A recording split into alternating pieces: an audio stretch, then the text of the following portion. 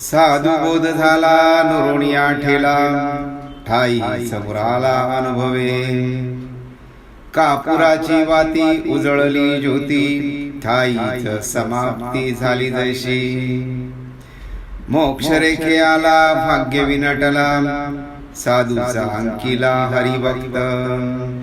ज्ञानदेवा गोडी संगती सज्जनी, हरी दिसे जनी आत्मतत्वी.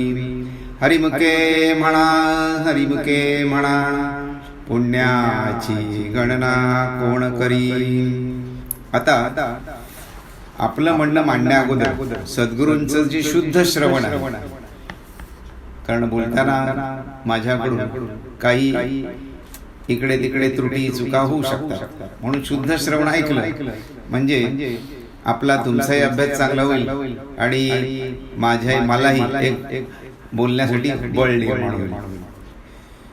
साधूच्या संतांच्या उपदेशाचा बोध हा भावार्थ आहे सद्गुरूंनी ज्ञानेशांच्या संदेश मध्ये दिलेला. साधूच्या संतांच्या उपदेशाचा बोध ज्याला अनुभवाने झाला आहे तो न उरून उरतो मरतो, म्हणजे स्वतःच्या अधिष्ठानात मरून उरतो. ज्याप्रमाणे कापूर अग्नीच्या स्पर्शाने अग्निरूप होतो व नंतर तो अग्निही नाहीसा होऊन त्या ठिकाणी केवळ आकाश शिल्लक राहते, त्याप्रमाणे आत्मानुभवाचा प्रसाद झाल्यावर साधकाच्या जीवभावाचे ब्रह्मभावात रूपांतर होते आणि शेवटी तो ब्रह्मभाव सुद्धा विलयाला जाऊन केवळ नाम तेवढे शिल्लक राहते. जो साधूचा अंकित आहे त्याच्या उपदेशाप्रमाणे वागणारा आहे अशा हरिभक्तालाच मोक्ष मिळण्याची भाग्य मिळते. ज्ञानेश्वर महाराज म्हणतात, ज्याला संत संगतीची गोडी लागली त्यालाच हरी सर्वत्र भरलेला आहे असा अनुभव प्राप्त होतो. समोर असलेले जे नामधारक आहे त्यांनी हा विषय वाचलेला आहे, ऐकलेला आहे, तरी देखील या प्रत्येक ओळीवरती आपण थोडा थोडा विचार मांडण्याचा प्रयत्न करू की पुस्तकामध्ये किती जरी असलं तरी ज्या वेळेला शिक्षक काय करतात, फळ्यावरती शिकवतात, तर त्या फळ्यावरती शिकवल्यानंतर हळूहळू त्याचा प्रकाश पडत जातो. काय साधू बोध झाला नुरोनिया ठेला, ठाई समोराला अनुभवे. साधू बोध झाला. आता विषय आहे साधू बोध. आता साधू कोणाला म्हणावा, साधू कोणाला म्हणावा. आपल्या बऱ्याचदा कसं का आता असं जंगल आहे, त्या जंगलामध्ये गुहा असेल, त्या गुहेमध्ये कोणीतरी एक व्यक्ती ध्यान करत बसलेला आहे, त्याला साधू म्हणावं का. कारण मी पालघरला होतो त्यावेळेला बारीपाडा म्हणून जागा होती आणि तिथे आम्ही उलट्या बाजूला उतरलो. आम्हाला गाईड करायला एक आदिवासी मुलगा होता आणि त्याने एक असा गुहा दाखवली आणि त्या गुहेच्या ठिकाणी पाणी होतं. म्हणजे ह्या गुहेमध्ये पूर्वी एक साधू अनेक वर्ष येऊन बसायचा, अनेक वर्ष येऊन बसायचा. आता त्याला साधू म्हणावं का, कळे की नाही. मग साधू कोणाला म्हणतात, एक साधूची सहज सोपी व्याख्या आहे. सत्वस्तूचे साध्य ज्याने साधले तो साधू. बघा, सत्वस्तूचे साध्य ज्याने साधले तो साधू. आपण एकेका शब्दाचा अर्थ घेत पुढे जाणार. सत्वस्तूचे साध्य. आता पहिलं म्हणजे साध्य आणि साधन म्हणजे काय ते सांगतो तुम्हाला. काय साध्य आणि साधन. बघा, आपण जेवणाची प्रक्रिया किंवा आता तुम्ही जेवून इथे बसला आहात किंवा गेल्यानंतर हे कार्यक्रम झाला की जेवणार, बरोबर आहे. आता ही जेवण तोंडात जाणं हे काय झालं, आपलं साध्य आहे, ते जेवण तयार करणं. बघा, पण जेवण करण्याची जी प्रक्रिया आहे तिला साधन असं म्हणतात. कारण ते सगळे कोणी केल्याशिवाय ते साधन संपूर्ण सगळ्या वस्तू एकत्रित केल्यानंतर जे जेवण तयार झालं आणि नंतर ते तोंडात गेलं की आपलं साध्य झालं. हा एक टप्पा झाला. नंतर पुढे काय होतं, नंतर आपण जेवल्यानंतर ते असंच नुसतं तोंडात गेलं म्हणजे होतं का? जेवल्यानंतर ते आपल्या पोटात जातं आणि पोटात गेल्यानंतर जी जाण्याची प्रक्रिया आहे ते एक साधनच असतं. कारण त्यानंतर पुढचं साध्य काय? तर त्या जेवणाचं रूपांतर रक्तात होणं किंवा रक्ताच्या रक्तरसामध्ये होणं हे इथपर्यंत, म्हणजे ते साधन दुसरं. पुढचं जी आतली जी प्रक्रिया आहे आणि जी ऑटोमॅटिक चाललेली आहे, जे आपण करत नाही ते साध्य. आता एवढं झालं. आता हे साध्य आहे का? आता हे इथपर्यंत साध्य, रक्तरस निर्माण झाला. आता पुढे आणखी गोष्ट जाते. कुठची गोष्ट जाते? आता साधन बघा. आता जे रक्तात आलेला रस आहे आता ते साधन म्हणतो. आणि पुढे काय होतं? हळूहळू हळूहळू ते जेव्हा आपण बोलतो, तुम्ही ऐकता, तेव्हा त्या रक्ताचं रूपांतरण कशात झालेलं असतं? त्या रक्तरसाचं एनर्जी मध्ये. कारण त्याशिवाय आपण बोलू शकत नाही, तुम्ही ऐकू शकणार नाही. म्हणजे इथे साध्य काय शेवटी आलं? या जेवणापासून ते शेवटचं आपलं साध्य काय झालं की आपल्याला, मला बोलता येतं, तुम्हाला ऐकता येतं, पाहता येतं, है की नाही? म्हणून आपण जर उपाशी राहिलो किंवा जेवलंच नाही, तो माणसाला काय करू आहे ना, कधी कधी एकदम अगदी आजारी मनुष्य असतो तर त्याची काय अवस्था होते? कारण त्या जेवणापासून, जेवण समोर असलं तरी ते पुढची जी प्रक्रिया आहे साध्य, कोणतं? त्याला एनर्जी देणं, ते साध्य साधलेलं नसतं. तर असं हे साध्य असतं. आपण तसं सत्वस्तू हे साध्य आहे. साधूच्या जीवनात काय सत्वस्तू हे साध्य. आता ही सत्वस्तू याचा फक्त उल्लेख करू आणि नंतर मग त्याचं विश्लेषण करू. सत्वस्तू कोणती? या जगात सत्य काय? बघा, आपल्यासाठी सत्य काय आहे? शरीर हे सत्य आहे आणि खरं आहे. जीवन विद्या पण म्हणते शरीर साक्षात परमेश्वर, शरीर हे सत्य आहे. पण संतांच्या बाबतीत शरीरासहित काय? शरीरासहित त्यामध्ये असणारा जो आत्मा आहे, परमात्मा आहे, ईश्वर आहे, हे त्यांचं काय असतं? साध्य असतं. हे साध्य असतं. तर इथपर्यंत कुठपासून? तर हे साध्य जो साधतो त्याला साधू असं म्हणतात. मग तो गुहेत बसलेला असू दे, फ्लॅट मध्ये बसलेला असू दे, नाहीतर हिमालयात बसलेला असू दे, तर हे साध्य, जे साध्याचं रूपांतर. एखादा, आता क्रिकेट हा खेळ घेऊ आपण. आता क्रिकेटचं फायनल काय असतं? हार किंवा जीत हे साध्य असते. पण त्याच्या अगोदर किती साधनं करावी लागतात? त्याला कोचिंग घ्यावी लागते, त्यानंतर त्याला प्रॅक्टिस करावी लागते. मग अनेक तऱ्हेच्या प्रॅक्टिस असतात आणि ते करता करता करता, म्हणजे एवढी साधनं वापरता शेवटी तो जाऊन ज्या वेळेला मैदानात उतरल्यानंतर मग त्या ठिकाणी दोन संघ जे असतात त्यांच्याशी, त्याचं एकमेकांशी बॉलिंग बॅटिंग हा सगळा हा द्वंद्व युद्ध तयार होतं आणि त्यातनं हार जीत हे साध्य निर्माण होतं. त्याप्रमाणे इथे सुद्धा जीवनात जे परमार्थ करतात, कळलं की नाही, तर त्यांच्यासाठी जो साधू असतो त्यासाठी हे साध्य आहे. ते साध्य करण्याची साधनं अनेक आहेत. अजून थोडस साध्य साधन याबद्दल बोलू, म्हणजे हा विषय हळूहळू पुढे जाईल आणि आपल्याला नेमकं मला काय म्हणायचं आहे किंवा सद्गुरूंना काय म्हणायचं आहे ते हळूहळू आपल्याला कळत जाईल. आता एखादी कंपनी, मोटारची कंपनी आहे, ती काय करते? लोखंडाचे वेगवेगळे पार्ट आणते. कोणी इंजिन बनवतो, कोणी टायर आणतं. ह्या प्रत्येक वेगवेगळ्या कंपन्या, आणि ते सगळं असेंबल तयार होते आणि ती गाडी तयार होते. आणि त्याचं अंतिम साध्य काय असतं त्या कंपनीचं? तर ती तयार केलेली गाडी ही ग्राहकाने विकत घेणे.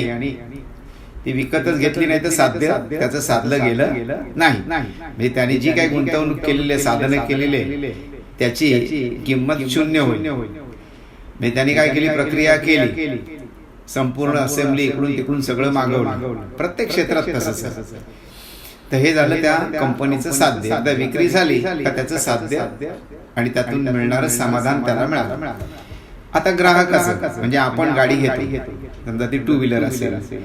आता ती आपण गाडी घेतली, गाडी घेतल्यानंतर आपलं साध्य काय?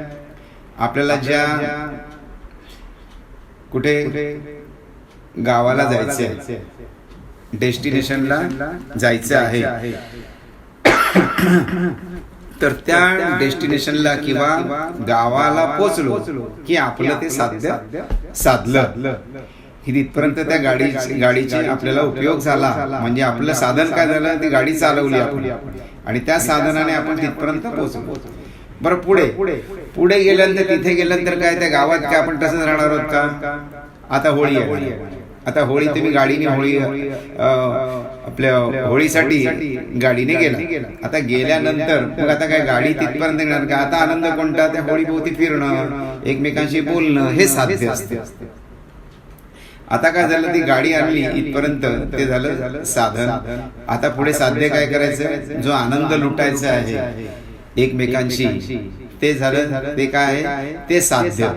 असं वाटेवरती अनेक अनेक अनेक गोष्टी साधन साध्य साधन साध्य अशा ह्या चाललेल्या असतात. त्याप्रमाणे इथे आपण काय सांगितलं की साधू बोध झाला तो नुरोनिया ठेला. पहिलं साधू बघितलं, साधू कोण असतो आणि साधूचा बोध झाल्यानंतर काय होतं. तर साधू किंवा सद्गुरू या बाबतीत असं आहे की आपलं अंतिम इप्सित काय आहे? आपण सर्व जीवन विद्या शिकतो. आपलं अंतिम इप्सित असं आहे की आपण जीवन विद्येचं ज्ञान घेत अंतिम सद्गुरू ज्या स्थितीत आहेत होते वेळ की नाही, तिथपर्यंत पोहोचलो. मग तिथपर्यंत पोहोचण्यासाठी आपली साधनं काय आहे? जीवन विद्या अष्टावधानी आहे. केवळ परमार्थ म्हणजे ईश्वर इथपर्यंत ती पोचत नाही.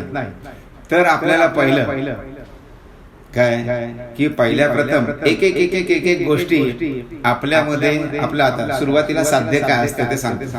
आता काही माणसं जीवन विद्येत येतात किंवा काही विद्यार्थी येतात ऐकायला आमच्या बालसंस्कार मध्ये. त्यांचं साध्य काय असतं? बाबा माझा मुलगा अतिशय खट्याळ आहे, तो जरा चांगला होऊ दे. मग तो बालसंस्कार आल्यानंतर हळूहळू इतरांचे अनुभव तो ऐकतो, हे करतो. मग तो हळूहळू मग अनुभव सांगतात की नाही. त्या दिवशी इथे बालसंस्कार केंद्रात अनेक मुलांनी आपले अनुभव सांगितले आणि पालकांनी सुद्धा सांगितले की माझा मुलगा असा असा होता, एका जागेवर बसतच नव्हता. आता कसं काय माहित नाही, तो अभ्यासाला लागला झालं. इथपर्यंत एक साध्य झालं. आता तिथपर्यंत आपण थांबणार का? मग आता पुढचं साध्य काय? आता झाला, आतापर्यंत मिळतात कसं जेमतेम पास होतो. आता त्याचं साध्य आहे मला नाही, मला आता काय पास व्हायचं नाही, चांगलं फर्स्ट क्लास व्हायचं किंवा वर्गामध्ये फर्स्ट यायचं. मग त्यासाठी तो काय करतो? ते आता हे साधन तयार होतं, त्याची चांगली प्रवृत्ती निर्माण झाली, हे साधन निर्माण झालं. आणि आता पुढचं साध्य काय त्याला साधायचं? त्याला 90% हे साध्य साधायचं, 90%. मग तो त्यासाठी तिथपर्यंत जातो. मग 90% आला पुढचं साधन तयार होतं. ते साधन 90% हे त्याचं साधन तयार होतं. आणि साध्य काय होतं? म्हणजे जे अंतिम त्याला काय त्याला ऍडमिशन पाहिजे असतं. मग पुढे करता करता तो डॉक्टर होतो, इंजिनियर होतो, वकील होतो, सायकोलॉजिस्ट होतो, पत्रकार होईल, चित्रकार होईल, चांगला खेळाडू होईल. हे त्याचं साध्य राहतं. आणि मग तिथे गेल्यानंतर आणखीन पुढे असं जीवनामध्ये एक एक एक एक एक एक साध्य साधत आपण जात असतो. जीवन विद्येत जेव्हा लोक येतात या ठिकाणी, आता बऱ्याच जणांचं काय असतं की बाबा एखादी बाई आपल्या जीवन विद्येत येते, तिचा नवरा काहीतरी म्हणजे पूर्वीची गोष्ट सांगते, आताच नाही, ती का तो दारू पितो ह्याची दारू कुठच्याही कारणाने सुटे. मग ते आले जीवन विद्येमध्ये. आले करता करता करता तिच्या जे शुभचिंतन केलं, हे केलं, सारखं ऐकवलं, कॅसेट ऐकवली, करता करता करता साधन काय केलं, कॅसेट ऐकवली, सद्गुरूंचं प्रवचन ऐकवलं आणि करता करता त्या साध्यापर्यंत आली. मग तो नवरा एकदाचा जीवन विद्येत आला. त्याला ऐकून ऐकून त्याला कळलं. मग म्हणायला लागला, अरे मी फार पूर्वी आलो असतो तर. दारू सुटली. आता दारू सुटली झालं का, नंतर मग पुढचे साध्य तयार होतात की आणखीन काय, मुलांना चांगलं आपण हे करूया.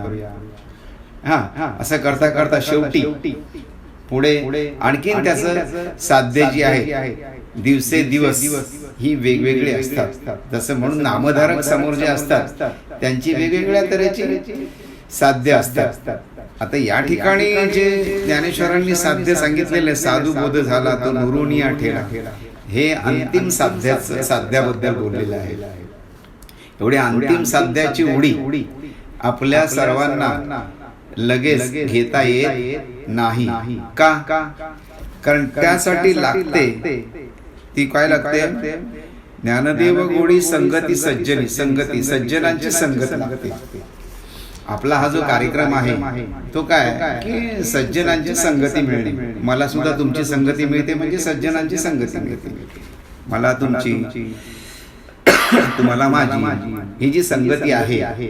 कारण आता याच वेळेला इतर लोक काय बघत असतील, त्यांना संगती कुठची आहे, टीव्हीवरच्या बातम्या किंवा एखादी सिरियल, मग त्यामध्ये चालणारे जे काही संवाद आहेत, जे काय सुखसंवाद असतील, भांडणं असतील, ती नाटकाची नाट्य रूपाने जरी असली तरी ती वेगळी. राजकारणावर चर्चा त्या चाललेल्या, हवं नको यांच्या चर्चा, तर ती संगती त्यांच्यामध्ये असते आणि त्याप्रमाणे त्यांचे विचार बनत जातात आणि मग त्यानुसार सुख दुःखाचे हिंदोळे. कळलं की नाही? समजा मी एखाद्या पार्टीचा असेल आणि माझ्या पार्टीच्या माणसाला अटक केली तर मला दुःख होतं. दुसऱ्या पार्टीच्या माणसाला अटक झाली तर मला सुख होतं. हे कशामुळे? त्या सुख दुःखाच्या आंदोलनात. कळलं की नाही? पण इथे संत संगतीत जेव्हा आपण असतो त्यावेळेला काय असतं की की आपली अवस्था त्या बाबतीत कशी असते, कधी कधी की आपण जेव्हा झोपलेला असतो त्या झोपलेला असताना काय असतं की उषाशी उर्वशी म्हणजे सुंदर कन्या आणि पायाशी भुजंग म्हणजे साप किंवा विंचू. कळलं का? हा असेल तर त्याचा त्या माणसाला काहीच फरक पडत नाही. तसं संसारामध्ये आजूबाजूला काही चाललेलं असलं पण संत संगती असेल तर तो निवांत असतो. मग जगामध्ये कुठेही युद्ध चाललं असेल तर तो घबराट त्याची होत नाही जगामध्ये. कारण काय असतं की कुठे ना कुठे त्यांना काही ना काहीतरी घडत हे असणार आणि त्याची पडसाद आपल्यापर्यंत पोहोचणारच. आता माध्यम एवढं कडक आहे, असलं व्हॉट्सअप आहे, इंटरनेट आहे, टीव्ही आहे घरामध्ये, त्यामुळे हे जे आहे ना हे आपलं डायरेक्ट हिट करतं. मग तिथल्या लोकांची दुःख आपल्याला दिसतात आणि हे करता करता आपलं मन उद्विग्न होतं. होऊ नये असं मी म्हणत नाही, होणारच. कळलं की नाही? इकडे तेलाच्या किमती भडकल्या तर आपल्या घरात भडका उडणारच. कारण आज तो 500 रुपयात जी वस्तू येत होती ती आता 700 रुपयाला जाणार. समजलं की नाही? त्यामुळे आपल्याला कुठेतरी ऍडजस्टमेंट किंवा हे करा, त्याची झळ पोहोचणारच आहे. परंतु त्या सगळ्या झळी आपण वेगळं कसं राहायचं नाही हे जी शिकवते ना तिला जीवन विद्या असं म्हणतात. तिला जीवन विद्या असं म्हणतात, जे ज्ञानेश्वरांनी त्या काळात सांगितलं. आपणही आजच्या या काळात सद्गुरूंनी ते अतिशय स्पष्ट केलं. सद्गुरूंनी किती आणखी स्पष्ट केलं तरी पण आपल्याला आजच्या रोजच्या जीवनामध्ये जे काय चाललेलं आहे त्यासाठी आपल्याला ते स्पष्ट करून घेणं आवश्यक आहे. तर साधुबोध झाला नुरुनिया ठेला, यामध्ये आपल्याला सत्वस्तूपर्यंत जायचं आहे. म्हणजे सद्गुरूंची जी अवस्था आहे त्या अवस्था आणि व्यवस्थेपर्यंत जायचं. का जायचं? का आपला माणसाचा जन्म कशासाठी? सद्गुरू काय सांगतात, माणसाचा जन्म कशासाठी? तर आनंद वाटा आणि आनंद लुटा. परंतु प्रत्यक्षात जीवनामध्ये अवस्था काय निर्माण होते? कळे की नाही. बरीचशी लोक ही दुःख वाटा आहे की नाही, दुःख लुटा आणि दुःख वाटा, म्हणजे आपल्या जीवनात पण दुःख आणि दुसऱ्याच्या जीवनात पण दुःख, अशी अशुभ चिंतनाच्या पायऱ्या एक एक चढत गेल्यानंतर मग ज्यावेळी परिस्थिती होते तेव्हा तो घाबरतो, हादरतो आणि करता करता मग अशी मी सांगितलं की व्यसन म्हणजे काय, की लगेच काय माणूस गेला दारूच्या गुत्त्यात आणि त्याने दारू प्यायला असं होत नसतं. काय असं होत नसतं. खरं तर त्याचा दारूची चव काय मला माहित नाही, पण लहानपणी आम्ही अंधार चाळीत राहत होतो, त्या आमच्या बाजूला दारूचा धंदा होता, कळलं की नाही. हा, आणि त्याच्याकडे एकदम काहीतरी ती प्युअर दारू काहीतरी यायची. लहान होता अगदी, किती 7-8 वर्षाचा असेल. तर त्या माणसाने काय केलं, आता तो दारू विकणारा मनुष्य म्हणजे कसा असणार त्यावेळेचा, ही चोराटी दारू विकणारी ती माणसं. तर त्याने त्या ग्लासात हात टाकल्याने माझ्या जिभेला लावला. तर एवढी जीभ भाजली होती त्यावेळेला. तर माझ्या एक लक्षात, अरे म्हटलं बापरे, हे असे पितात तरी कसे. पुन्हा आम्ही बघितलं आमचे काही नातेवाईक ते दारूच्या गुत्त्यात जायचे. आता मी का जायचो त्यांच्यासोबत माहितीये का,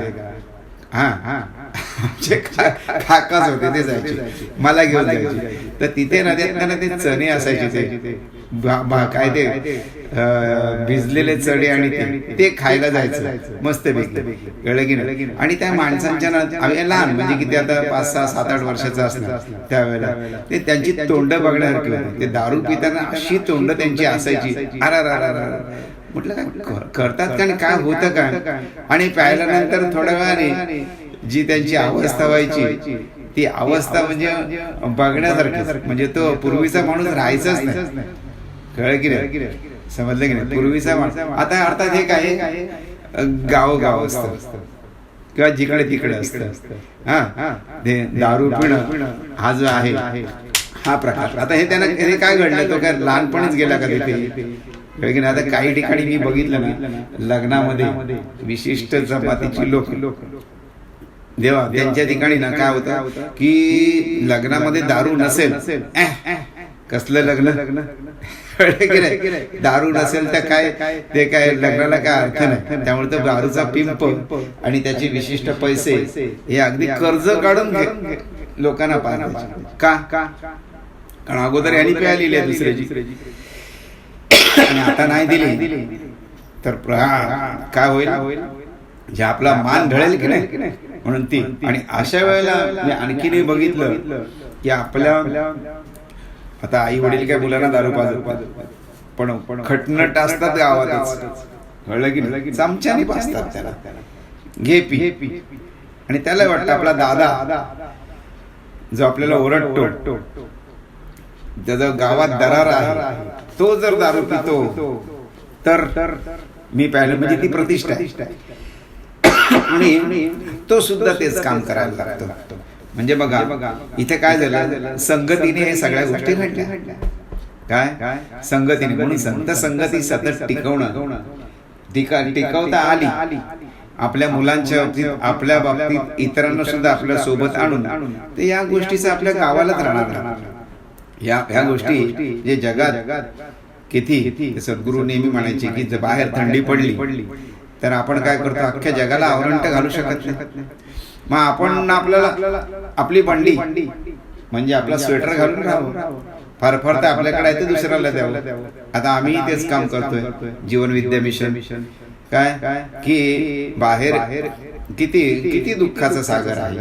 दररोज बातम्या येत की त्या कोरोनाचा मुलांवर किती परिणाम झाला, गर्भवतींवर किती परिणाम झाला, पुरुषांवरती सगळ्यात जास्त परिणाम झाला, नोकऱ्या गेल्यामुळे वगैरे वगैरे वगैरे वगैरे. ह्या अनेक गोष्टी कळलं की नाही. बघा काळ हा असा राहत नाही. काय कुठच्याही दुःखाला आणि सुखाला एक ओहोटी आणि भरती असते. हे एकदा समजलं की मग नक्की नेमकं कुठे राहायचं हे आपल्या लक्षात येतं. कोरोना काळात अनेकांनी त्या कोरोनाने जायच्या अगोदर आत्महत्या केलेल्या पण आढळतात. हे का घडतं, हे का घडतं, ते याला कारण निश्चित असं जे ज्ञान आहे ते ज्ञान त्या व्यक्तीपर्यंत ऍडव्हान्स मध्ये देण्याची प्रक्रिया कोणी करत नाही. काय नुसतं पैसे वाटप केले किंवा लोकांना सहानुभूती दाखवली तर त्याने होणार नाही. तर त्याच्या डोक्यामध्ये जे ज्ञान आहे त्या ज्ञानाची धारणा दिली पाहिजे. शाळा हे काम अतिशय उत्तम प्रकारे करत असतात. शाळेत आहे ना, शाळा ह्या उत्तम प्रकारे ते काम करत असतात. त्याच्यामध्ये अनेक विषय असतात. जो शाळेतले जे सब्जेक्ट असतात ते अतिशय विद्वान लोकांनी लिहिलेले असतात, पण त्याचा अभ्यास करण्याचा कंटाळा मुलं करतात आणि त्याचे परिणाम काय होतात ते तुम्ही बघताच की नाही. आता आमची CBSEची शाळा, आता एक काही वर्षापूर्वी एक व्यक्ती भेटली, म्हणतो काय सर बघा मी आता सुरक्षा रक्षक म्हणून आहे, ते सुद्धा टेम्पररी आहे. म्हटलं का रे, अशा अवस्था एवढ्या चांगल्या शाळा होती की जिथे ऍडमिशन मिळण्यासाठी धडपड करावी लागते, तुझी अवस्था अशी का झाली? तो म्हणतो सर काय माहितीये का, मी त्यावेळेला आहे ना पाठीमागे बसायचं वर्गात आणि चेष्टा मस्करी चालू, त्यामुळे मला धड ते इंग्लिश पण आलं नाही, काही नाही, आणि आज माझी अशी अवस्था झालेली आहे. म्हणजे बघा, परमेश्वराने सर्व व्यवस्था दिली होती. काय असतं, परमेश्वराने निसर्ग म्हणाय की प्रत्येकाला ना संधी देते वेगवेगळ्या ठिकाणी, परंतु त्या ठिकाणी जी संगती असते, विशेषतः आपले आई वडील ते कॉन्शियस पाहिजेत. त्यासाठी आई वडील कॉन्शियस पाहिजे की मुलाला घडवायचं कसं. आपल्याकडे तशी काही व्यवस्थाच नाही. आपल्याकडे फक्त लागतात कामाला काय, लग्न कर, वय झालं लग्न कर, मुलीच्या बाबतीत मुलांच्या बाबतीत, नाही तर कुठे, आणि आई इच्छा काय, नाही तर पळून लग्न करायचं ते सुखासाठी, हा चांगला देश घडवणारे नागरिक तयार करण्यासाठी. तर ही सगळं आहे, पण त्याचं जे बॅकग्राऊंड आहे पुढे संसार चालवण्यासाठी लागणारं जे ज्ञान आहे ते कोणीच द्यायचा प्रयत्न करत नाही. सरकारही प्रयत्न करत नाही आणि घरातले आई वडील नुसतं लग्न कर, वय झालं लग्न कर, आता आहे लग्न कर, आहे देतो. त्याला घडवलं पाहिजे. काय जीवनविद्या सद्गुरूंचं जे पुस्तक आहे स्त्रियांना मार्गदर्शन, त्याच्यामध्ये का बा त्या मुलाला त्यासाठी लग्न करण्यासाठी सक्षम झाला आहे का, तो संसार करू शकतो का, तुम्ही त्याला कितपत उपयोगाला येणार. मग त्यासाठी वेगवेगळ्या शॉर्ट ट्रेनिंग असतात, त्या घेतलेल्या आहेत का. त्या आमची जीवनविद्या मिशन आहे ना, हे ट्रेनिंग सेंटर आहे आणि फ्री ऑफ चार्ज. बाकी इतर ठिकाणी जाल तर ते ट्रेनिंगचं सेंटरचे अमुक विशिष्ट कोर्स करायचे एवढे पैसे, तेवढे फ्री आपण असतात काही. पण या ठिकाणी आहे ना नुसती ट्रेनिंग नाही, ट्रेनिंग दिल्यानंतर फॉलोअप पण होतो. संगती पुन्हा ती ट्रेनिंग मिळते. म्हणजे आपले जे आता शनिवारचे ऑनलाईन कार्यक्रम आहे ती एक ट्रेनिंगच आहे, दुसरं काय. आता पुढच्या मला वाटते शुक्रवार पासून ऑफलाईन होईल, त्यात अर्ध ऑफलाईन ऑनलाईन, त्याला हायब्रिड सिस्टम म्हणतात. ती जर आणली तर चांगलं होईल, कारण सगळेच काही जॉईन होऊ शकणार नाही. कारण आता तुम्ही जी रातवडची मंडळी आहे म्हणा किंवा जी आता औरंगाबादची मंडळी आहेत, आता ती काय प्रत्येक वेळेला त्या कार्यक्रमाला अरेंज होऊ शकतील ना. त्यामुळे मी आयोजकांना जे विनंती करेन की हा कार्यक्रम जो आहे गुगल मीटच्या द्वारे जे कोणी प्रबोधनकार असतील, ते आता कसं आहे दोन्हींचं हायब्रिड झालं पाहिजे.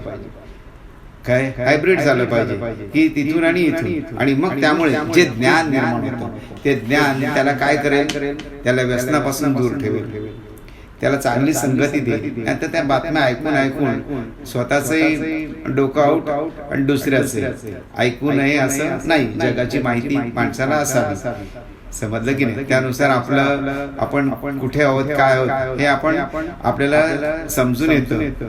परंतु त्याच्यामुळे आपलं जे मूळ वस्तू काय मूळ स्थान आहे ते बिघडवता येता कामा नये. म्हणून साधुबोध झाला नरून या ठेला ठाईच मुराला अनुभव हे सांगताना आता आपण आपल्या जरा आध्यात्मिक विषयाकडे वळण्याचा प्रयत्न करू. काय की आपल्याला सद्गुरूंनी आध्यात्मिक विषयाच्या वळण्याच्या अगोदर अनेक विचारांचं शास्त्र सांगितलेलं आहे. अंतर्मन बहिर्मनाचा महिमा सांगितलेला आहे. जे आपला कर्जत आहे, कर्जतला आपल्याला अनेक कोर्सेस आहेत, बेसिक कोर्स आहेत, ऍडव्हान्स कोर्स आहेत. पुन्हा याच्या ज्ञानेश्वरांनी सांगितलेला जो मार्ग आहे परमेश्वर प्राप्तीचा, तो करण्यासाठी आणखीन वेगवेगळे कोर्सेस, दिव्य साधनेपर्यंत सगळे कोर्सेस आपल्याकडे उपलब्ध करून दिलेले. सद्गुरू जवळजवळ 90 वर्ष जगले, परंतु त्या 90 वर्षाच्या कालावधीमध्ये त्यांनी टप्प्याटप्प्याने काय आपल्याला इथपर्यंत आणलं. आता सद्गुरू हे साधू होते का? कळलं की रे? आपली पहिली व्याख्या पुन्हा घे. साधू बोध सत्वस्तूचे साध्य ज्याने साधले तो साधू. काय? ज्याने सत्वस्तूचं साध्य साधलं त्याला साधू असं म्हणतात. समजा स्वामी समर्थ आहेत, तुकाराम महाराज आहेत, यांनी काय केलं? सत्वस्तूचं साध्य साधलं. म्हणजे काय नेमकं केलं? काय म्हणजे नेमकं केलं काय? तर गोंदवलेकर महाराजांना एकाने विचारलं. काय विचारलं? बाबा तुम्ही देव पाहिला का? काय त्याने विचारलं. साधक असतात अर्थात आहेत, आता कोणी चिकित्सक असतं, आपण जसं आपण पण विचारणार कोण, तुम्ही देव पाहिला का? तर ते म्हणाल नाही, पण म्हणतात की मी देव दाखवू शकतो. बघा आता अरे ह्याने तर पाहिला नाही, तो म्हणतो मी देव दाखवू शकतो. याच्यातले काय मेघ आहे? 30 मेघ या ठिकाणी कुठे दिलेले आहे? साधुबोध झाला नुरोनी या ठायला ठाईच मुराला अनुभवे, याच्यामध्ये भरलेली ही मेघ आहे. मेघ म्हणजे एक आयडिया, युक्ती आहे त्यांच्या बोलण्यामध्ये. त्या सत्पुरुष जे असतात ना ते फक्त ऐकणारा आणि नीट समजावून घेणारा पाहिजे. काय म्हणतात? देव पाहिलात का? नाही पाहिजे, पण मी देव दाखवू शकतो. कळलं की नाही? आता याचा अर्थ काय होता? आता तुम्हाला जर विचारलं तू तुझं शरीर पाहिलंस का? काय बावळट आहे का आपण म्हणून असला प्रश्न विचारणार? ते हेच आहे. काय असं विचारणारा काय होतं? मी तुम्हाला विचारलं तुम्ही तुमचं शरीर पाहिलंय का हो? आता याला काय म्हणावं? विचारणारा काहीतरी जरा विचित्रच दिसतोय. तसं संत जे असतात त्यांना तुम्ही विचारलं देव पाहिलात का? अहो ते देव स्वरूपच असतात, त्यांना आणखीन वेगळं पाहावं लागत नाही, आपल्याला पाहावं लागतं. काय कारण का आपल्याला जो देव आहे तो दिसलेला नसतो आणि ते स्वतः देवरूप असतात शरीरासहित. हे पण सांगतो तुम्हाला. तरी शरीर नाशिवंत असलं तरी जिवंत असेपर्यंत शरीर हे त्यांचं साधन म्हणजे ईश्वर रूपच असतं. म्हणून आपण त्यांच्या चरणावरती जे डोकं ठेवतो त्याला कारण तेच. कळलं की नाही? काय त्यामुळे ईश्वर स्वरूप असतात. आता आपल्या सद्गुरूंपर्यंत आपण काय सद्गुरू वामनराव पै यांच्याबद्दल आता त्यांना जर विचारलं असतं क्या विचारलं देव पाहिलात का? तर जो मनुष्य जी गोष्ट बघतो त्याच गोष्टीबद्दल तो बोलतो. काय एखादा मेकॅनिकल इंजिनियर आहे आणि म्हणजे गाड्या बिड्या दुरुस्त करणार, त्याला सांगितलं अरे जरा तू कानाचं ऑपरेशन कर, तो करू शकेल का? नाही. एखादा डोळ्याचा डॉक्टर आहे, त्याला सांगितलं ही बघा ही मर्सिडीज आहे आणि ती जरा ती दुरुस्त करून दे. आता एवढा चांगला कानाचा डॉक्टर मग तो काय? तर ज्याचं त्याचं ज्ञान हे वेगवेगळं असतं. तसं सद्गुरू जे आहे त्यांनी कशाबद्दल सांगितलं तर परमेश्वराबद्दल ते आयुष्यभर बोलले. आता हे जे माझ्या समोर पुस्तक आहे ज्ञानेशांचा संदेश, म्हणजे जवळजवळ 50 ते 60 1950-60च्या दरम्यान निर्माण झाले. तेव्हापासून ते शेवटी परमेश्वर आहे का या पुस्तकापर्यंत अखंड परमेश्वराचा घोषा केला. हे का? स्वतः परमेश्वर असल्याशिवाय बरं परमेश्वर असला आणि तो व्यक्त आपल्या रूपाने झाला नाही तर तो आपल्याला ज्ञान कसं देणार? म्हणजे आणि तो आपल्यासारखाच वागणार. शरीर आहे म्हणजे शरीराची सगळी साधनं त्याच्याकडे राहणार, त्याला जेवायला लागणार आहे, तो आपल्याशी बोलणार आहे. कळलं की नाही? साधू बोध तर असे जे साधू आहे त्यांचा बोध आता नंतर सेकंडरी आपल्यापर्यंत आला. आपल्यातल्या लोकांसाठी इथे ज्ञानेश्वर म्हणतात की साधू बोध झाला नुरोनिया ठेला ठाईचा मुराला अनुभव. साधूचा बोध घेत पहिलं काय केलं? साधूचा बोध. समजा सद्गुरूने जीवन विद्या सांगितली, त्या जीवन विद्येच्या बोधाने काय झालं, मग सांगितल्याप्रमाणे ज्याची दारू होती दारू सुटली, नंतर घर संसार जिथे भांडणं तंटे होती ती मिटायला लागली. मग नंतर तो हरिपाठ शुभचिंतन करता करता त्याचे रिलेशन सुधारले गेले. मग रिलेशन सुधारला पुन्हा चांगली अवस्था. मग आल्यानंतर मग तो म्हणतो अरे ईश्वर कोण आहे, हे जे म्हणतात तो ईश्वर आहे तरी कोण, तो त्याचं चिंतन करायला लागला. मग तो लागला हरिपाठ म्हणायला लागला. आणि हरिपाठ हे साधन घेऊन तो आता काय करतोय, एक एक एक एक एक एक एक टप्पा पार करतो. जेव्हा आपण हरिपाठ वाचन हे साधन आणि साध्य काय आहे की माझ्या पाठीमागे जर समजा जो निसर्ग आहे, मी आता पाठीमागे तुम्हाला दिसतो निसर्ग, ह्या निसर्गाचा निर्माता, आपल्या शरीराचा निर्माता. कळलं की नाही? आपलं शरीर सुद्धा आहे ते काय आपल्या आई वडिलांनी निर्माण केलेलं नाही. काय आता एखाद्या साध्या आपल्या अंगावरच्या पेशीपासून सुद्धा एक अखंड मनुष्य निर्माण होऊ शकतो. समजलं की नाही? जी काय धारणा होते आपली गर्भामध्ये ती एक स्वतंत्र असते आणि ते ईश्वर रूप असतं. तर ते जे आहे रूप ते जाणण्याची प्रक्रिया सद्गुरु बोधाने आपल्यामध्ये सिद्ध करणं म्हणजे हे साधू बोध. आणि एकदा हे कुठपर्यंत करायचं की जोपर्यंत बघा या जीवन विद्येची खोली किती आहे की तुम्हाला ती पहिलं शरीराकडे माणसं बघत नाही इथपर्यंत सुरुवात होते आपली. काय शरीराकडे लक्ष पण नसतं, काही चाललेलं असतं, काही चाललेलं असतं. मग त्यातून अनेक रोग तयार होतात, कोणी काय होतं, कसंही वागतोय काही, आणि पार आपल्या जीवनाची आणि आपल्या शरीराची वाट लावलेली असते बऱ्याच जणांनी. कळलं की नाही? त्यासाठी करण्यासाठी जे असणारे व्यायाम कर, चांगलं खा, चांगलं पी, काय आपण फक्त आपले चोचले पुरवत असतो.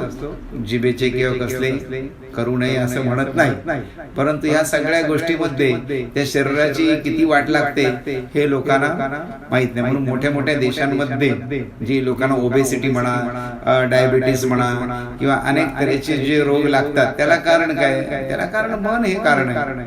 त्याला संयम राहिलेला नाही. कुठेही काही खाणं, कुठे काही पिणं, निसर्गात न राहणं, निसर्गाच्या नियमांचा अवहेर करणं, कसंही बोलणं, कसंही वागणं. हे जीवन विद्या काय करते, या सगळ्याला आपल्याला कंट्रोलिंग स्टेशन दाखवते, कंट्रोलिंग स्टेशन दाखवते. अशी ही जीवन विद्या आहे. मला वाटते अजून किती 10 मिनिटं आहेत का रोहिणी मॅडम?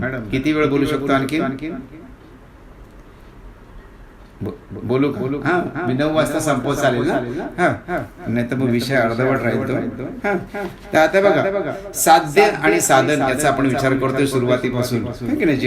जेवणापासून ते जेवणातून आपल्या बोलण्याची शक्ती निर्माण होईल इथपर्यंत की नाही. आता झालं आपण जेवायला, तेव्हा ती हे बोलणं जे आहे, बोलण्यापर्यंत आपली शक्ती. तर हरिपाठ वाचनाने काय होतं? हरिपाठ वाचनाने स्थिरता येते.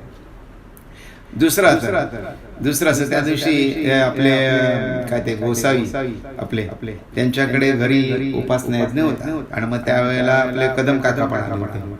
मग त्यांनी विचारलं, प्रश्न विचारा, मला काय विचारायचं? तर मी एक प्रश्न विचारला की हरिपाठ वाचन आणि मी एक पुस्तक वाचलं होतं, वर्तमानाची शक्ती. तर वर्तमान काळात राहणं आणि हरिपाठ वाचनात काय फरक आहे किंवा त्याचं आपल्या काय म्हणजे ईश्वर प्राप्तीच्या साध्यापर्यंत आपण कसं जाऊ शकतो? तर ते हे जे आहे ते साध्य जे आहे ईश्वर प्राप्तीचं साध्य, ते त्यांनी सहजपणे म्हटले की हरिपाठ म्हणता हरिमुखे म्हणा पण याची गणना कोण करी, असं ते असे हरिपाठ आपण जेव्हा 27 अभंग म्हणतो त्यावेळेला आपण काय करतो? आपण सहजपणे वर्तमान काळात राहतो. आपल्याला काय झालेलं आहे की आपल्याला याच्यात की भूतकाळाचं चिंतन म्हणजे पाठीमागे काय विशेषतः निगेटिव्ह, भूतकाळाचं चिंतन आणि भविष्य काळाची चिंता, पुढे काय होईल याच्यातच आपण वावरत असतो. आणि त्यामुळे आपल्या जीवनात दुःखाचे प्रसंग आतोनात येतात. चांगल्या आठवणी आल्या तर ठीक आहे, पण बऱ्याचदा चांगल्या आठवणी येत असतात. मग आपल्या जीवन विद्येने याच्यावर उपाय काय दिलेला आहे? हरिपाठ म्हण, विश्व प्रार्थना म्हण आहे. सगळ्या जीवनामध्ये आपण काही वाईट गोष्टी केलेल्या असतात, चांगल्या गोष्टी केलेल्या असतात, पण त्याची आठवण आणणं आणि त्यामुळे आजचा वर्तमान काळ आपण जगतच नाही.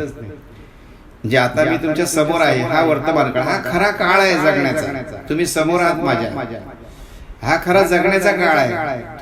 आपलं काय असतं, उद्या काय, काल हे झालं त्याचं काय, हा कसा, तो कसा, ह्या सगळ्या विचार चक्रात तो सद्गुरू म्हणतात की काय, की लंबकासारखं आपलं जीवन झालेलं आहे.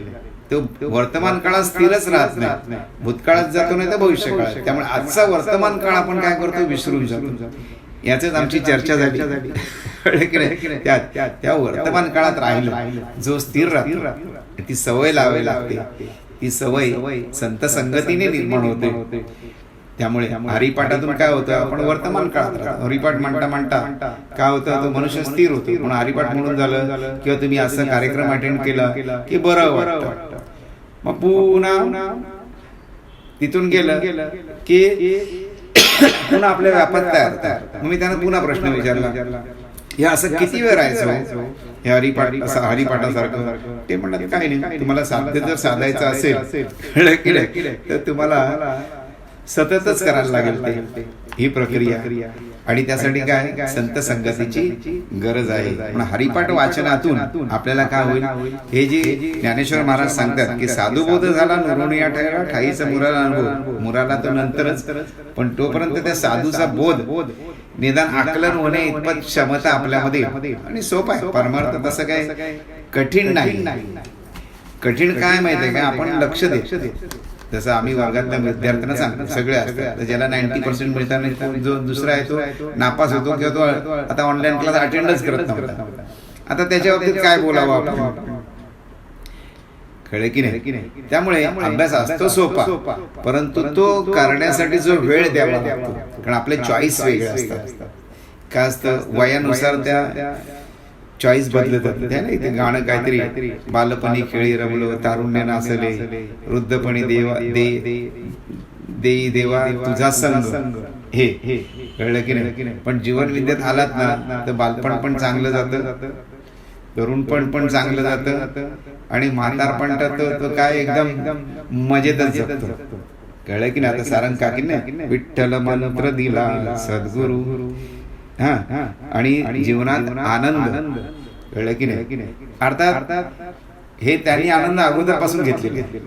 आता तुमचं भाग्य कसं की बाकीच्यांचं जे यंग आहेत त्यांचं की आतापासूनच ह्या सगळ्या गोष्टी घ्यायच्या.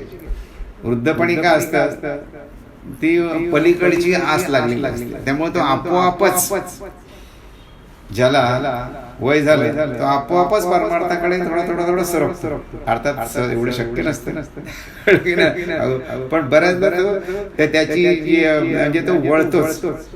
कळलं की नाही? काय म्हणून म्हणाय ना, करून करून भागल्याने देवपूजेला लागला. खरोखर तो देवपूजेला लागतो. कारण का आता सगळं झालं, आता हातपाय थकलेले असतात. ते सद्गुरू म्हणतात काय, हे तरुणपणीच सगळं करायचं. मग तो मनुष्य म्हणू शकतो की सद्गुरू म्हणायचे आय एम 85 इयर्स यंग, असं सद्गुरू म्हणायचे. तर असं आहे की स्थिरता राहणं, स्थिर राहणं, काय चिंतनात स्थिर राहणं हे प्रत्येकाचं काम आहे. काही जण नामस्मरणाने, केवळ नामस्मरणाने ते साध्य करतात, जे तुकाराम महाराजांनी केलं. नाम ठल ठल विठ्ठल किंवा पांडुरंग, जे काय नाम घेत असतील त्यांना रामकृष्ण हरी हा मंत्र त्यांना दिला. त्यांना तर कोणी काय असा वेगळा मंत्र, त्यांना असं म्हणतात की त्यांना काय आतल्यातच, म्हणजे मनातल्या मनातच गुरु त्यांना हा मंत्र देऊन गेले आणि ते बसले. त्या भामनाथ डोंगरावर बसले, मी जसा बसलोय तसा. आता मी सुद्धा या डोंगरावर गेलो होतो, तुम्हाला पाठी बघायचं. त्या दिवशी असंच मी शाळेची सहल म्हणून अरेंज करायला म्हणून गेलो, आणि तिकिटा किती असतात काय गेली. नंतर मी चालत राहिलो, कोण नव्हतं, आणि अख्खा 2 तास त्या डोंगरावरती चढत गेलो. कुठच्या कर्नाळाचा किल्ल्यात दिसतो ना तो मोठे अंगठ्यासारखा वरती, जेव्हा समुद्र सपाटीपासून जवळजवळ 450 किलोमीटर आहे, तिकडे चढत गेलो. कोणी नव्हतं माझ्यासोबत. काही पक्षी ओरडत होते, तर काही माकडं होती, आणि मी एक त्यातला. गेलो मस्तपैकी वरती, झोपलो अर्धा तास, मस्तपैकी नामस्मरण केलं. जाता येता धाप तर लागतच होती, कळलं की नाही. सर्वसामान्य 2 तास लागतात चढायला, पण आम्ही 1.25 तासात गेलो. आणखीन फास्ट गेलो तर 45 मिनिट्स जाण्यासाठी. खरोखर चांगला अनुभव असतो. कारण का या मुंबईत असा निसर्ग आणि हे मिळणं कठीण. आपल्या मुंबईच्या जवळ आम्ही जाणार आहोत सगळे विद्यार्थ्यांना घेऊन. हा आनंद त्या ठिकाणी एक वेगळा असतो, कळलं की नाही. पण हे आहे ना, आता तिथे गेल्यानंतर मी वरती गेलो, आणि वरती गेल्यानंतर बघा काय असतं जीवनविद्या कशी. आणि एक अशी साडी पडलेली होती. आता म्हटलं काय झालं, फोटो आहे समोर माझ्याकडे, तुम्हाला मी आता युट्यूबला ते टाकणार आहे. आता म्हटलं काय कोण बाई आली, त्या म्हटलं डोह होता त्या डोंगराच्या खाली, त्या डोहात बिहात उडी टाकली की काय. नंतर पण मी त्यात म्हटलेलं आहे की काय नाही, देवीची साडी असेल. आणि नंतर खाली येऊन त्या रक्षकाला विचारलं तर काय नाही, हे माकडाची कामं. म्हटलं कोणीतरी वरच्या देवीला खळण आणि नारळ साडी दिली होती, त्या माकडांची साडी पळवली आणि ती तिकडे तिथे टाकली. कळलं की नाही. बरं या ठिकाणी एकटाच कोणी नाही तिथे. हा पण जायला म्हणजे माझ्यापर्यंत माणसं पोचायला त्यांना 1.5 तास लागेल जर काय झालं तर. बरं तिथे काय, आणि जीवनविद्येमुळे काय झालेलं आहे, ते भूत भीत जे आहेत ना, ते आपणच आतमध्ये भूत असल्यामुळे त्या कोणत्याही भूतांचा संपर्क आपल्याला होत असतो. आता आमचे रातोडचे त्यांना माहिती, आमच्याकडे ना एक तळ आहे, त्या तळ्यावरती कोणीतरी आत्महत्या केली. आत्महत्या म्हणण्याशी नाही, तो बुडा. आता तिथे कोणी जातच नाही, फक्त मी एकटाच जातो. सगळ्या गावाला माहिती जाऊन त्या ठिकाणी येतो. तो काही कोणीतरी अफवा पसरवली की असं असं असं असं काहीतरी होतं, तो येतो. म्हटलं मी बघूया, म्हटलं जाऊ तिकडे. म्हटलं असं जर भेटायला लागली गेलेली माणसं तर बरं आहेत ना, आमचे आजोबा भेटतील, पणजोबा भेटतील, सगळ्यांना विचारू कसे काय आहात तुम्ही, हॅलो नमस्ते, आहे की नाही. घाबरण्याचं कारण काय त्यांना, कळलं की नाही. आणि जो स्वतःला वाचवू शकला नाही, म्हणजे माझं कॉन्सेप्ट सांगतो तुम्हाला, तर दुसऱ्याला कसं काय बुडवणार, समजलं की नाही. जर स्वतःलाच वाचवू शकला नाही तर हे जे धैर्य असतं की नाही, हे तुम्हाला कधी येतं की ज्या वेळेला साधुबोध होतो थोडासा आपल्या जीवनामध्ये, तेव्हा हे धैर्य आपल्या ठिकाणी आपल्या नेहमीच्या जीवनामध्ये प्राप्त होतो. म्हणून साधुबोध झाला तर नुरुनी अठेला ठाईचा मुळाला अनुभव आहे. हा अनुभव आपल्याला पुढे पुढे घ्यायचा आहे. जसं मगाशी सांगितलं की कोणाच्या बाबतीत सांगितलं, गोंदवलेकर महाराजांची, तो देव पाहिलात का, तर ते काय म्हणाले, मी देव नाही पाहिला, पण मी देव दाखवू शकतो. तर ही अवस्था आपल्या सर्वांना येण्यासाठी जी गरज आहे ती काय आहे, साधूचा अंकीला हरिभक्त. जे साधू असतात, जे सद्पुरुष असतात, जे सद्गुरू असतात, तर त्यांचं अंकित होणं म्हणजे काय की त्यांनी सांगितलेलं जी विद्या आहे ती देणं. मग त्याच्यामध्ये काय असेल, आता आपल्या जीवनविद्येत काय, ग्रंथदिंडी करा, प्रवचन अटेंड करा, जे आपले उपक्रम आहे, ग्राम समृद्धी अभियान आहे म्हणा, किंवा आहे याच्यापर्यंत लोकांना आणून सोडा. आणि लोकांना आणून सोडण्याच्या प्रक्रियेमध्ये आपलंही कल्याण आहे की आमच्या आता कामुने साहेब वगैरे असतात, त्यांचे स्वच्छता अभियान आहे, अनेक तऱ्हेचे अभियान आमच्याकडे चालतात. ब्लड डोनेशन आहे, पुन्हा ऑर्गन डोनेशन आहे. या सगळ्या याच्यामध्ये सद्गुरूंनी सांगितलं ना, करायचं याच्यात सामील झालं की त्याला म्हणतात साधू सांगितलं. मग काय होईल, हळूहळू त्या संगतीतून हा जो साधुबोध झाल्यानंतर नुरुनी अठेला आणि त्याला विश्वव्यापक अशी स्थिती प्राप्त होईल. काय या निसर्गातून ज्यातून हे विश्व निर्माण झालं, तो विश्वव्यापक परमात्मा जो अर्जुनाला मिळाला, तो परमात्मा आपल्या सर्वांना मिळू शकतो. आणि मग त्यासाठी वाटेवरती अनेक मार्गदर्शक आपल्याला उपलब्ध होत असतात. अनेकांची मी उदाहरणं दिली असती, आता आपला वेळ झालेला आहे. हा साधू, हे साधूचं लक्षण आहे. अर्थात साधू म्हटल्यानंतर आसपास बंधू सुद्धा असू शकतात, किंवा कधी कधी नुसता पेहराव घेतला. पालघरला मागच्या वेळेला त्या करोना काळात साधूंचा वेश आलेली लोक होती, त्यांनी आपल्या त्या वेशभूषा ज्यांची होती, साधू तर नक्कीच नसणार, तर त्या आदिवासींनी त्यांना मारलं की पोरं पळवणारी टोळी आली म्हणून त्या जे साधू होते त्यांना मारलं. त्याचे केसेस पण चाललेले आहेत वेगवेगळ्या तऱ्हेने, आणि त्यांना अगदी अक्षरशः दांडक्याने मारलं की पोरं पळवणारी टोळी आलेली आहे असं होतं. किंवा एकदा काय झालं, आपले थोडं विषय तुम्हाला नवीन आहे म्हणून सांगतो. काय झालं, आपले नारायण स्वामी म्हणजे सद्गुरूंचे सद्गुरू हे त्यावेळेला चाफेकर बंधू आहेत, त्यांच्या वडिलांचं कीर्तन आपल्या दादरला चालायचं, तिकडे तिथे असायचे पाहिजे.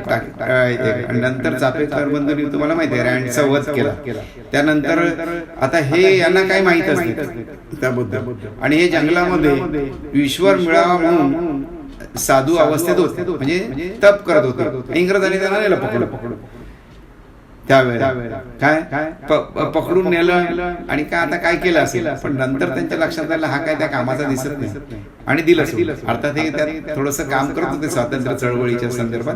नंतर त्यांच्या गुरु जेव्हा त्यांना त्यांचे गुरु जेव्हा भेटले तेव्हा त्या गुरूंसोबत साधूचा अंकीला म्हणतात ना, त्या नारायण कृष्णानंद स्वामी यांच्या सोबत त्यांनी एवढं काम केलं की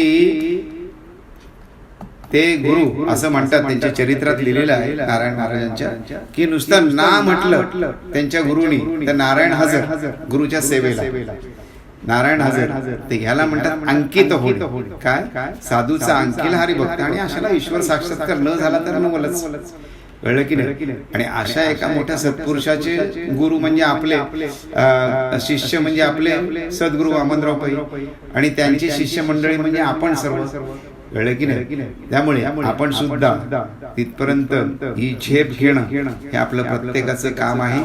या हरिपाठाचं समोर ज्ञानदेवा गोडी संगती सज्जनी हरी दिसे जनी आत्मतत्वी, या अभंगाचा शेवट असा आहे की हरी सर्व जनी वनी आणि आत्मतत्वी सगळीकडे हरीच भरलेला आहे ही जाणीव होते. मग आनंदाला तोटा कुठे. यशस्वी ऐश्वर या जगामध्ये आनंदाशिवाय दुसरी गोष्ट नाही याची जाणीव हळूहळू होते. संतांच्या आयुष्यात सुख दुःख येत नाही असं नाही. तुम्हाला तुकाराम महाराजांबद्दल माहिती आहे बऱ्याचशा गोष्टी, की कसा त्रास होता त्यांना घरात आणि बाहेर सुद्धा. सिरियल तुम्ही बघितल्या तेव्हा त्यांचं चरित्र माहिती आहे. आपल्याला तेवढा तर त्रास नाही, मात्र काय पाहिजे, चिकाटी पाहिजे, यासाठी इच्छाशक्ती पाहिजे, आणि हे जे सांगतात त्यांच्यावरती विश्वास पाहिजे. कळलं की नाही. जे सांगतात त्यांच्यावरती विश्वास पाहिजे, नाही तर आपला विश्वास हा दुसरीकडे कुठेतरी अडकलेला असतो. हे असं हे परमार्थ केला तर आपला संसार हे होईल का, ते होईल का. सद्गुरूंनी संसार किती छानपैकी केला. मुलगा IITN, नातू मोठ्या ह्याच्यात, असं हे आहे. तर या सर्वांवरती म्हणजे सद्गुरूंनी संसारात राहूनच सगळं काम केलं. म्हणूनच आपण म्हणतो ना, देवाची द्वारी उभा क्षणाभरी त्याने मुक्तिचारी साधिला, असोनी संसारी जीवे वेगळू करी. हे ज्ञानेश्वरांनी पण सांगितलं. त्यांनी स्वतः संसार केला, आपल्या सोबत राहिले, त्यांनाही किती त्रास झाला बघा, आणि तरी सुद्धा त्यांनी साध्य केलं. आपल्या गुरुच्या मार्गदर्शनाखाली राहिले. एकदम जगातली पहिली गोष्ट आहे की 4 भावंड एका वेळी आत्मसाक्षात्कारी झाले ही. आणि आपल्याकडे सुद्धा काय सुपुत्र प्रल्हाद पै हे सुद्धा आपल्याला कशा तऱ्हेने मार्गदर्शन करतात हे आपल्याला माहित आहे. आणि आपण त्यांच्या सोबत असणारे सगळे सुपुत्र सद्गुरूंचे आपण बाजू घेऊन शेवटी मी म्हणे ज्ञानदेवा गोडी संगती सज्जनी हरी दिसे जनी आत्मतत्वी ही अवस्था सर्वांना प्राप्त हो ही सद्गुरु चरणी प्रार्थना करून आपण आजची सेवा पूर्ण करू. कुंडली कवरदे हरी विठ्ठल श्री ज्ञानदेव तुकाराम सद्गुरुनाथ महाराज की जय.